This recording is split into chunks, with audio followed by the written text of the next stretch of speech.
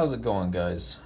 This is eTree's Enhancements. I wanted to show something. It was something that I bumped into, something that I planned on doing.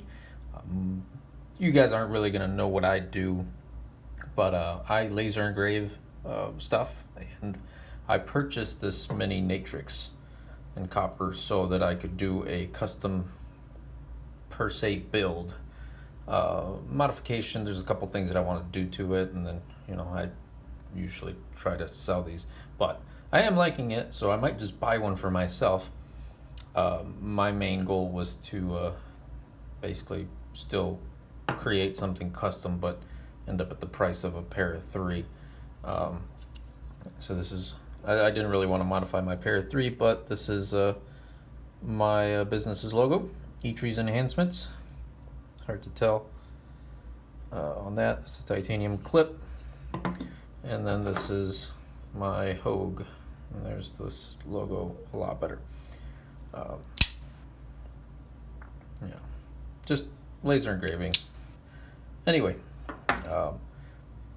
we're gonna continue off with what I was actually here for, and that is, I did know, and I was gonna try and find a solution to these copper mini Natrixes where apparently they lose detent. However, that is what I'm here to talk about. I haven't seen any information about this actually changing. I knew there were some people saying that the subframe lock is now glued on. This is not the case anymore. They are Loctited on. I have not tried to undo it. I am going to disassemble it, but there was one thing that I did notice, which I'm going to try and get a clear view of. It's going to be a little difficult.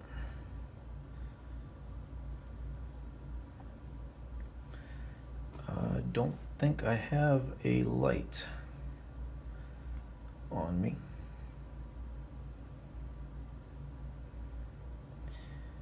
You see that little cylinder right there? That is a centering piece that prevents the subframe from moving. I wish I had a light on me. Right. There she is. See that little section right there? Let me get something to point at it. Just put this down real quick. Use a little punch from my tools.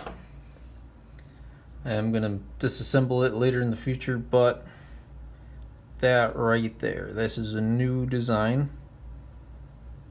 And they actually have this loop around. The normal one did not have it. It's pretty much just continued on over here. You do have the 4 screws, and you can see they're blue Loctited on. There does not appear to be any glue coming out. I will report on that in the description if that does change when I disassemble it. But you can see that centering piece, which is right on the pivot point of where, if this detent were to move, it would definitely affect it. So by adding this, the pivot point was originally between these 2 screws, and it would definitely screw it up. Just no pun intended. But these usually helped it by giving it, leverage. And when you remove these, then the leverage would be too severe, and it would lose the detent by basically shifting either in or out. However, now that they've added that, it acts as its leverage to prevent it from shifting. So it seems like Kershaw has actually listened and made a design change to prevent this from having any further issues.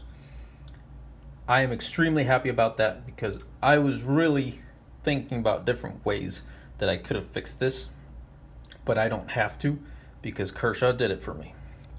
So just want to let everybody know. I know there's a ton of negative comments regarding the mini Natrix for having that issue. However, it is no longer the case at all. I would be 100% content with owning one of these and not having a problem. I do remember that I saw a video of the frame block basically reaching in too far. It's not what mine's doing. Maybe when it breaks in, it might start doing it. But so far, it does push a little bit, but I mean, it's really not that big of a deal. It's not really doing with me. I can open it, close it with one hand. It's really not that difficult.